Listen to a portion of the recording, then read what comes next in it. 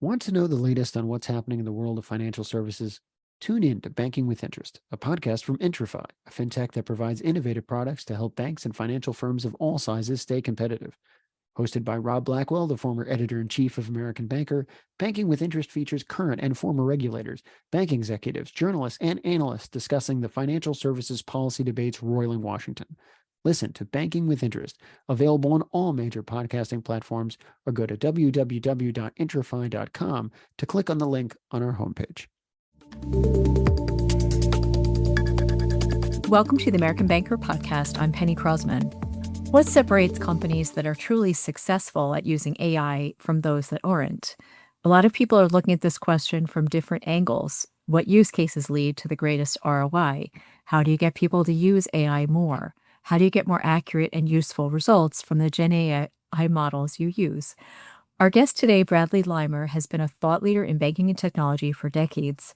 When I first met him, he was head of digital banking at Mechanics Bank in Walnut Creek, California. He went on to head innovation at Santander and then led FinTech partnerships and open innovation at Sumitomo Mitsui Banking Corporation. More recently, he's been in venture capital. He's currently an advisor at REI Capital, and he's partnered with global venture firms like Insight Partners, Gause Ventures, and Morrow Capital. He's also mentored and advised dozens of fintech startups, helping raise $44 million with 3 successful exits. Welcome, Bradley. Well, thank you so much for having me on the podcast. It's good to see you. Sure. So, a Stanford University study recently found that about 40% of professionals report having received AI-generated slop in the last month. So this is content that looks good when you first look at it, but when you read more closely, you see that it lacks substance and that it may contain major errors. Do you see this as a genuine problem, or do you think worries about AI slop are overblown? Yeah, there's a lot to kind of unpack. When ChatGPT launched in November of 2022, it changed everything that the innovation team in SBC was working on. It seemed like every work stream that we did had AI embedded in it, every partnership, every project. And so it was important to really start off, I think, working on those type of projects. And when you think about, what happens when you put something into a prompt and it's not what you expect, whether it's Workslop as a hallucination or something else, then that starts to really take away from the credibility of what the technology can do. When you look about, the projects that have been done across banks and the efficiencies that AI can deliver, the incredibly high expectations that AI could do everything really starts to build that expectation. So let's define what Workslop can mean. You could call it inaccurate, fabricated, or low quality output generated by the systems that you're using. Again, whether it's sort of an everyday AI like a co-pilot, or whether it's something like a specific LLM that was built by a bank inside or built by a partner, you're looking at something that people have a high expectation for, that it's going to create the right result. It's a significant risk, though. We have a highly regulated environment, and we require accuracy in the financial sector, of course.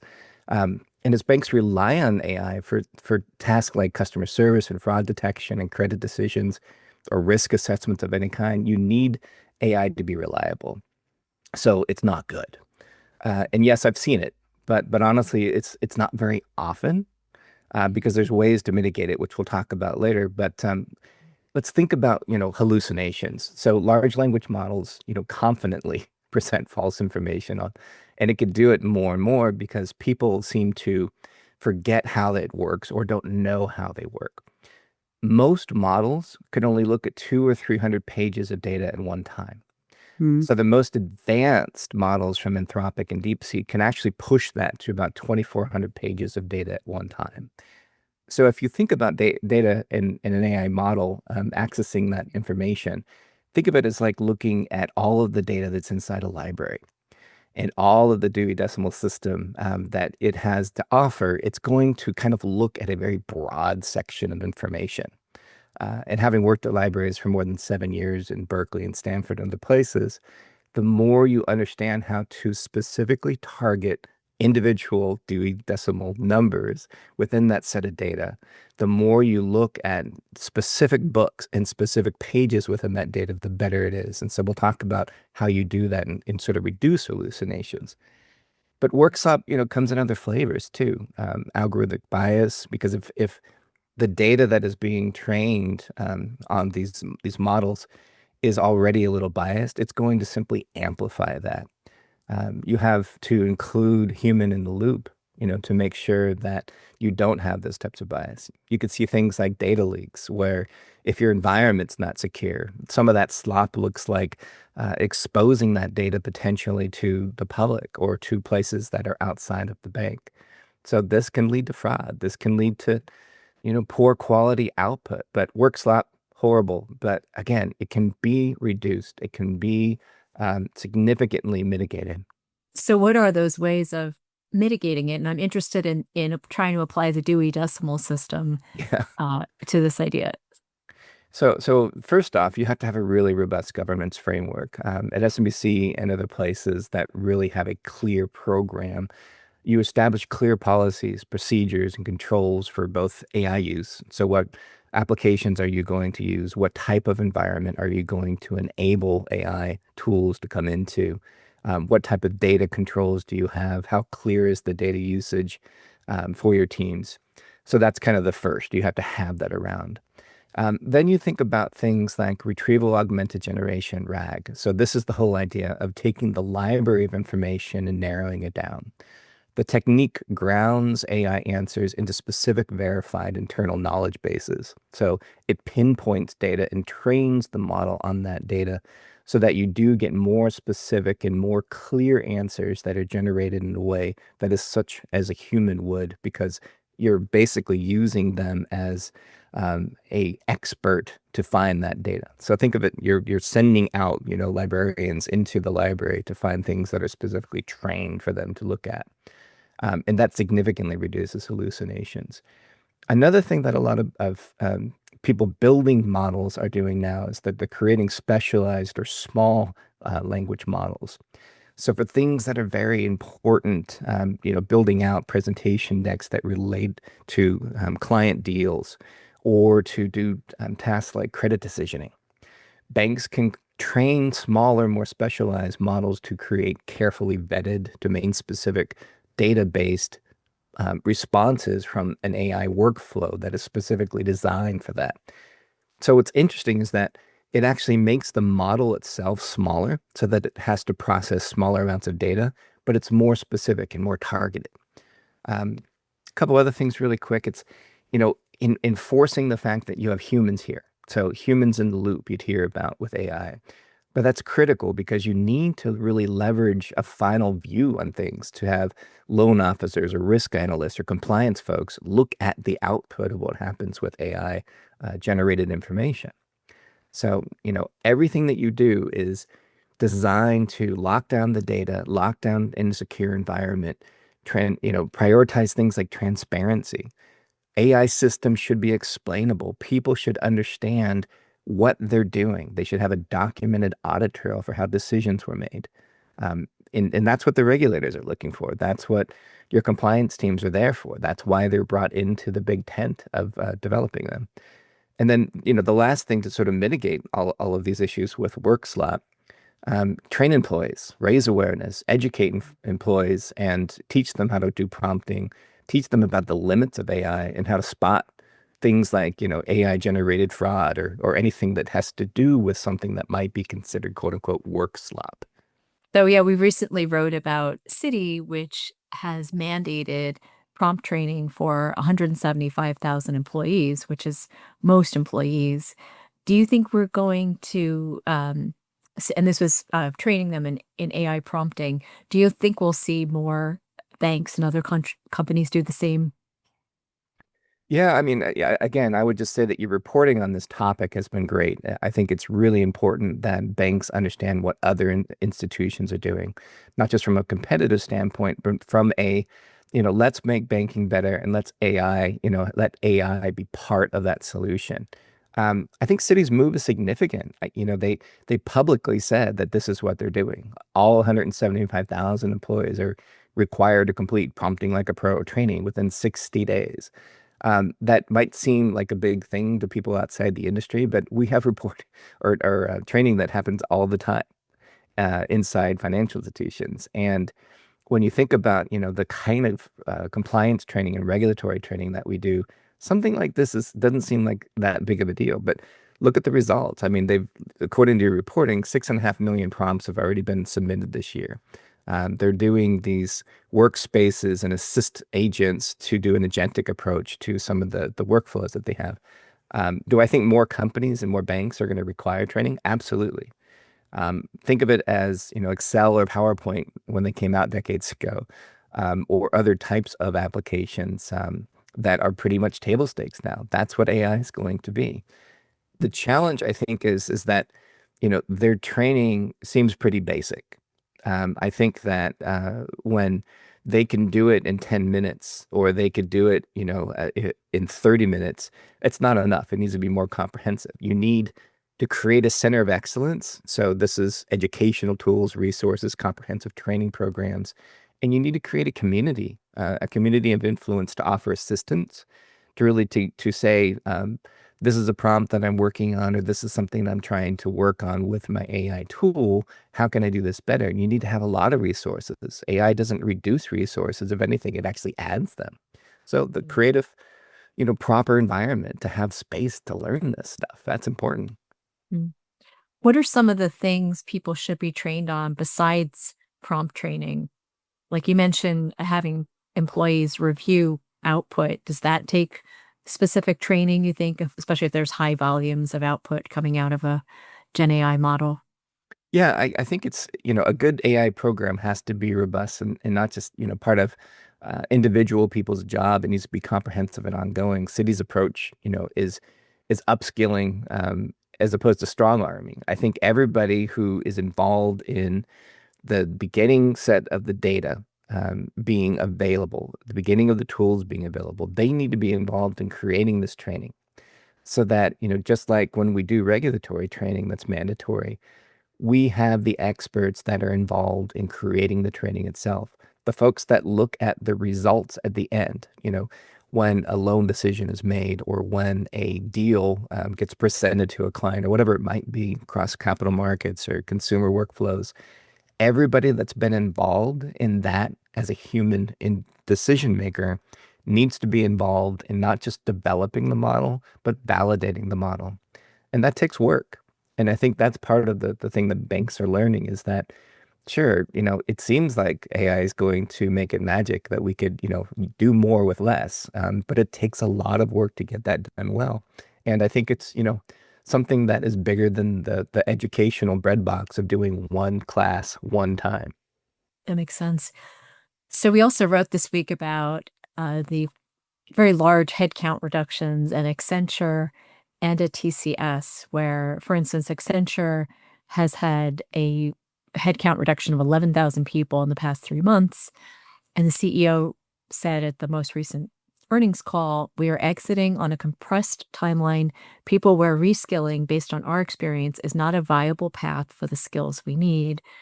We're investing in upskilling our reinventors, which is the primary strategy. Those we cannot reskill will be exited, which to me sounded a little chilling.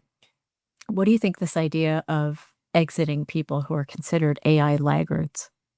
Yeah, I saw this and, I've seen a lot of sort of inroads by companies saying, hey, we're going to completely outsource this to AI, or we're going to have reductions because we're so much more efficient now. Accenture maybe just has too many employees in general, and that's sort of a leadership failure. That's a different thing. How can you cut 11,000 people and say some people are beyond reskilling? Because I'd like to see the people that refused to take an AI class. This erodes culture, if anything, and I see it again as a leadership failure in planning for the evolution of the workforce. Retraining is generally faster and cheaper than mass amounts of layoffs and turnover. It's crazy to think that that's the answer. It's not. Most employees can learn basic AI skills if they're truly invested in it, and the company is invested in giving them the time and space. The danger isn't just, the layoffs, it's the message that adaptability is optional until it's suddenly not. It's a convenient excuse that we're seeing more, and it's not a good one. So banks, don't do this. Invest more in your employees, invest more in your bank's future, and AI could be a part of that. Yeah, and I've had conversations with people where they brought up ageism. Like, is this an excuse for getting rid of older people and then using the excuse that they can't be reskilled? I'm not even sure how you would, really conclusively identify people who can or cannot be reskilled, unless, as you said, there are people who refuse to take any training. Then I guess you'd have some kind of basis. Well, I love this idea that, people that are older can't do tech. I've been in this space for 30 years and I could swing around any sort of tech that those 20-year-olds can. I think it's really about people and culture. Most people can be reskilled, especially on basic AI tools, and that's, very targeted to what they do.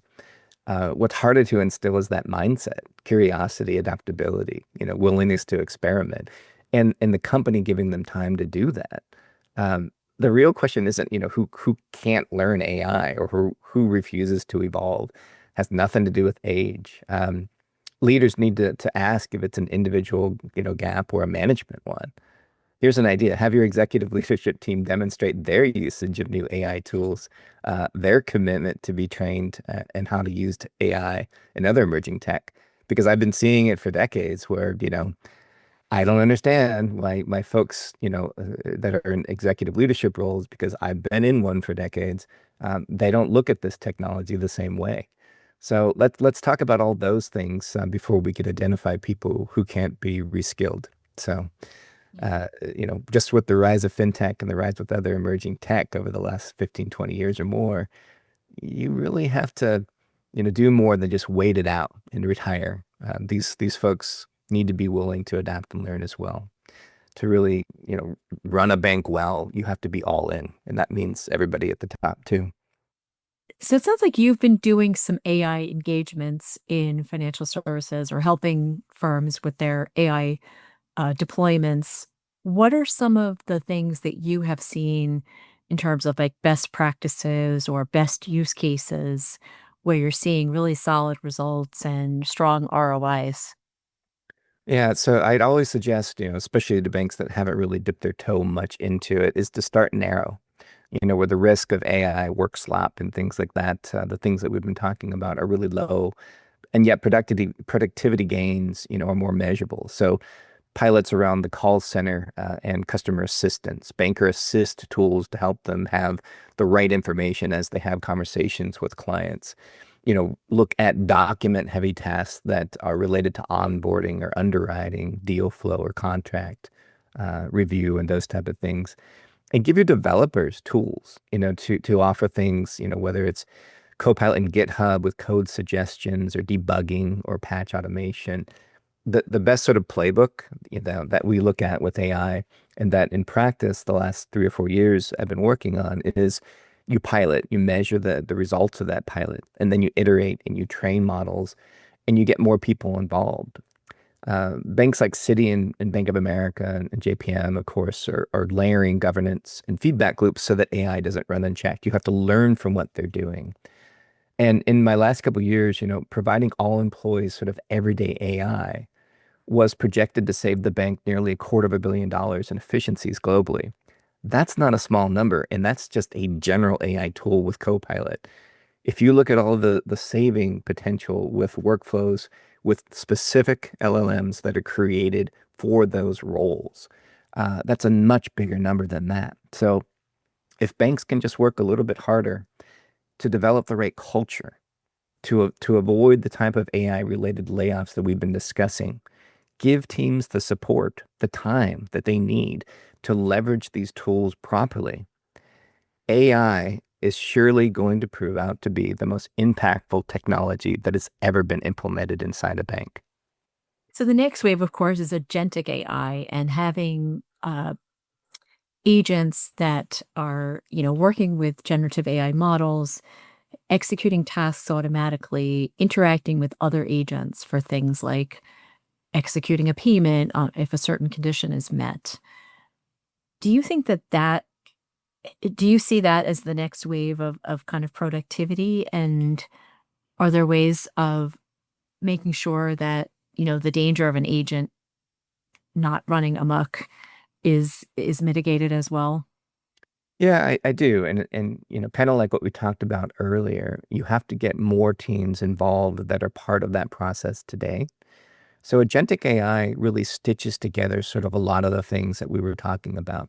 This idea of using RAG or small language models to specialize what that workflow looks like. When you talk about building and stitching together multiple calls of data, multiple iterations of generative function and data results into something that is agentic, what you're talking about is building out, in some cases, very complicated workflows that today humans have the touch point in between. You can't automate all the banking. You can't automate what humans can do to the certain extent that you can guarantee that the results are going to be the same. But just like humans, machines and humans can both make mistakes, and that's why you have checks and balances. I don't think that should change. I think that there's still going to be, people in the back office that verify, validate, look at what the results are of just about everything, and that's what the regulators are going to require us to do as well. That's why people have trust in this system. And so I don't think AI is going to change that unless companies really do a poor job of deploying these things. All right. Well, Bradley Lemer, thanks so much for joining us today. And to all of you, thank you for listening to the American Banker podcast. I produced this episode with audio production by Anna Mintz. Special thanks this week to Bradley Lemer at REI Capital. Rate us, review us, and subscribe to our content at www.americanbanker.com/subscribe. For American Banker, I'm Penny Crosman, and thanks for listening.